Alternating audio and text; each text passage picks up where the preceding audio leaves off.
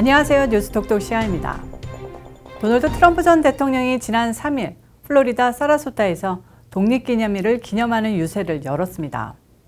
트럼프 전 대통령은 이날 몰린 수만 명 지지자들 앞에서 일부 좌파 세력은 미국의 독립기념일마저 캔슬하려 하고 있다면서 우리의 독립기념일은 결코 지워지지 않을 것이라고 말했습니다. 세이브 아메리카, 미국을 지키자는 슬로건으로 진행 중인 트럼프 대통령의 연속 유세는 오늘 2022년 중간 선거를 앞두고 진행되는 공화당 경선에서 트럼프 전 대통령 지지파 의원들을 후보로 세우고 기존의 반트럼프파 공화당 의원들을 숙청하기 위한 전략으로 진행되고 있습니다.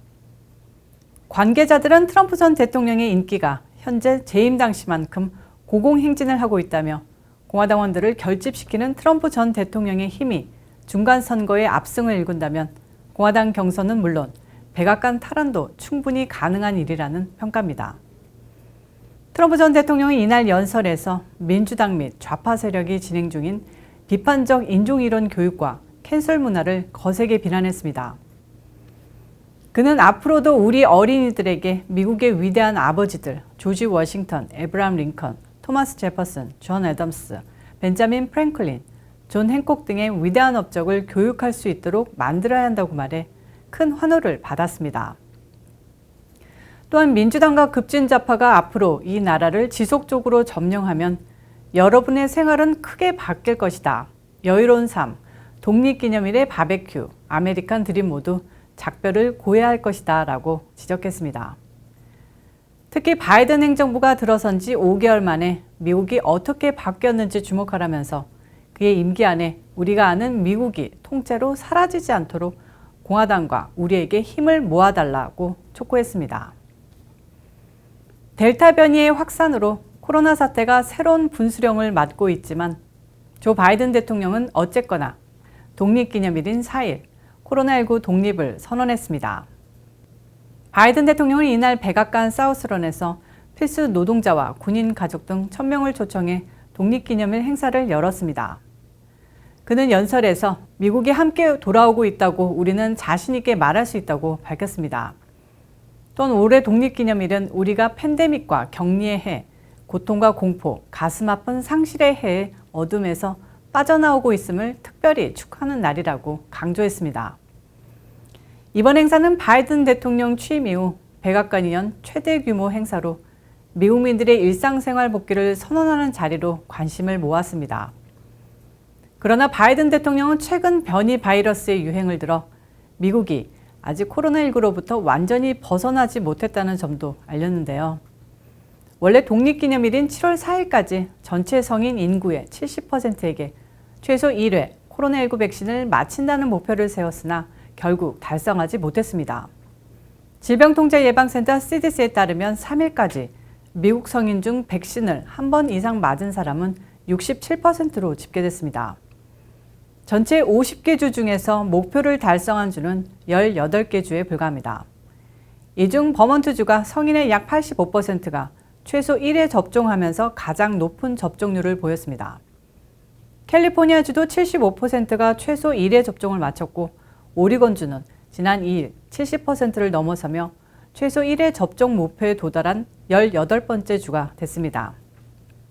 가장 접종이 부실한 연령은 18에서 26살로 이들의 접종이 코로나 델타 변이 저지를 좌우할 것이라는 것이 바이든 행정부의 주장입니다. 한편 이날 연설에서 바이든 대통령은 우리는 이 바이러스에 대한 우위를 얻었다면서도 오해하지 말라. 코로나19는 완파되지 않았다. 모두 알다시피 델타 변이와 같은 강력한 변이가 출현했다고 지적했습니다. 한편 바이든 대통령은 코로나19로 사망한 미국인 60만 명에 대한 애도를 표시했습니다. 그는 특히 매일 나는 일정을 적은 카드를 하나 들고 다닌다면서 카드의 일정표 뒷면에는 코로나19로 목숨을 잃은 미국민들의 수가 적혀 있다고 말했습니다. 다음 소식입니다. 조 바이든 행정부가 이민자 900만 명의 시민권 획득을 지원하는 정책 개발에 착수한 것으로 전해졌습니다. 바이든 대통령은 지난 2일 연방정부 관계부처에 통합, 포용, 시민권 증진을 위한 이민자들을 환영하는 정책을 개발해 달라고 요청했는데요. 직후 쿠바계 미국인 알레한도르 마요르카스 국토안보부 장관은 이 성명을 내고 미국 시민권이 가져다주는 특권과 책임으로 강화된 새로운 시민들이 우리나라를 더 낫게 만든다며 이번 정책이 자격을 갖춘 모든 이민자의 귀화를 목표로 하고 있다고 밝혔습니다. 이민국 역시 미국 시민권에 대한 장벽을 허물고 자격 있는 이민자들의 귀화를 촉진하겠다고 바이든 대통령의 요청에 화답했습니다. 이민국은 첫 번째 스텝으로 트럼프 정부의 이민 관련 규제를 철회해 귀화 장벽을 낮출 계획입니다. 이민국은 심사를 통과할 가능성이 큰 이민자들을 찾아내 연락하는 과정을 대대적으로 진행하며 900만 명의 시민권 수여는 충분한 가능한 계획이라는 설명입니다. 하지만 이민국은 이번 정책 수혜자가 불법 체류자가 아닌 합법적 영주권자를 대상으로 한다고 밝혔는데요. 이들 중 다수는 지난 수년간 미국에 체류하고 있으며 귀화 자격을 낮출 경우 이민 초기부터 자격을 보유할 가능성이 높은 사람들이라고 합니다. 하지만 바이든 행정부의 목표는 불법 이민자들의 시민권 취득이라는 것이 관계자들의 전언입니다. 실제로 바이든 대통령은 지난 20년간 의회 통과에 번번이 실패한 아메리칸 드림 및 약속 법안을 임기 내 통과시키겠다는 강력한 의지를 나타냈는데요. 이 법안은 1,100만 명의 미국 내 서류 미비 불법 체류자들을 구제하고 시민권 획득 방안을 열어주자는 것이 골자입니다. 이 밖에도 민주당은 100만 명에게 합법적 체류 신분을 부여하기 위한 농장근로자 현대화 법안도 추진하고 있습니다. 한편 최근 하버드대 여론조사에 따르면 미국인 성인 10명 중 7명은 바이든의 이민 정책이 불법 이민을 부추기고 있다고 생각하는 것으로 나타나 불체자들의 미국 귀화에 대한 미국민 절반의 목소리가 결코 묻힐 수 없다는 주장이 설득력을 얻고 있습니다. 지난달 붕괴 사고가 발생한 플로리다주 챔플레인 타운하우스 콘도의 남은 한 개동이 4일 폭파 공법으로 완전히 철거됐습니다. 지난달 24일 전체 136가구 가운데 55가구가 붕괴됐고 나머지 가구도 추가 붕괴 위협에 노출됐는데 폭약을 설치하고 폭발시켜 건물이 그대로 무너져 내리게 하는 발파 해제 기술로 완전히 철거했습니다. 전면 철거는 지난 2일 확정됐습니다.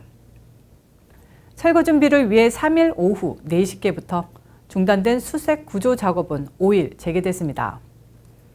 소방당국은 아파트 잔존 부분을 철거함으로써 지하 주차장 등 그간 접근하지 못했던 공간에 접근할 수 있을 것으로 기대하고 있습니다. 한편 5일 오전 기준으로 시신이 수습된 챔플레인 타워 사우스 붕괴 사고 사망자는 24명이며 생사가 확인되지 않은 실종자는 121명입니다. 다음 소식입니다. 세계 최대 전자상거래 업체 아마존의 창업자 베이조스가 약속대로 5일인 오늘 경영일선에서 물러섭니다. 베이조스는 지난 5월 아마존 연례 주주총회에서 7월 5일 최고 경영자직에서 물러날 예정이라며 그 날짜가 내게 향수를 불러일으키기 때문에 그 날짜를 선택했다고 밝혔는데요. 올해 7월 5일은 아마존이 온라인 서점으로 설립된 지 꼭 27년 만입니다. 아마존은 온라인 서점이 출발이었지만 현재는 종이책, 전자책은 물론 모든 종류의 소비자와 서비스를 판매하는 세계 최대 온라인 업체입니다. 시장 조사 업체 이마케터에 따르면 아마존은 세계 온라인 소매 시장의 약 41%를 지배하고 있습니다. 특히 아마존은 식료품, 의약품 시장으로도 사업을 넓혔고 새로운 영토인 클라우드 컴퓨팅 사업을 개척해 이 시장의 1위 사업자가 되는데요. 넷플릭스처럼 영화, 드라마를 제작하고 이런 프로그램과 음악을 스트리밍으로 제공하는 엔터테인먼트 사업, 아마존 사이트를 이용한 광고업에도 진출했습니다. 현재 아마존은 미국 온라인 광고 시장에서 거인인 구글의 모회사 알파벳, 세계 최대 소셜미디어 페이스북에 이어 이 시장의 3위 업체입니다. 발을 들여놓는 사업마다 기존 경쟁사들을 무너뜨리고 시장을 집어삼키는 아마존의 식욕과 영향력에 대한 공포는 아마존드, 즉 아마존에 의해 무너지다라는 뜻의 신조어까지 나왔습니다. 이런 가운데 아마존은 코로나 사태로 실업률이 치솟던 지난해 미국을 포함해 전 세계에서 50만 명이 넘는 직원을 새로 채용했는데요. 미국에서는 몇 년 내 이 나라의 최대 고용주인 월마트를 추월할 것으로 점쳐지고 있습니다. 현재 아마존은 미국에만 직원 95만 명을 두고 있으며 이 가운데 약 13만 명이 사무직입니다. 아마존 왕국이 완성될지는 하지만 미지수입니다. 기업의 독점 문제를 관장하는 연방거래위원회 FTC는 그 칼끝을 아마존에 향하고 있습니다. 아마존을 독점 기업으로 규정한 리나칸 콜롬비아대 교수가 위원장으로 임명됐고, 아마존은 워싱턴 DC 검찰총장으로부터 반독점적 위반 혐의로 소송을 당했습니다. 한편 아마존과 별개로 베이조스는 우주탐사 기업 블루 오리진도 설립해 운영하고 있는데요. 베이조스는 모든 일에서 떠나 이달 20일에는 우주 관광 로켓 뉴 셰퍼드에 직접 탑승해 우주 여행을 다녀올 예정입니다. 빈부의 격차가 역사상 가장 큰 지금, 세계 최고의 재벌들은 더 이상 돈에 얽매이지 않은 채 우주로 그 눈을 돌리고 있습니다. 월요일 뉴스톡도 여기까지입니다. 시청해주셔서 감사합니다.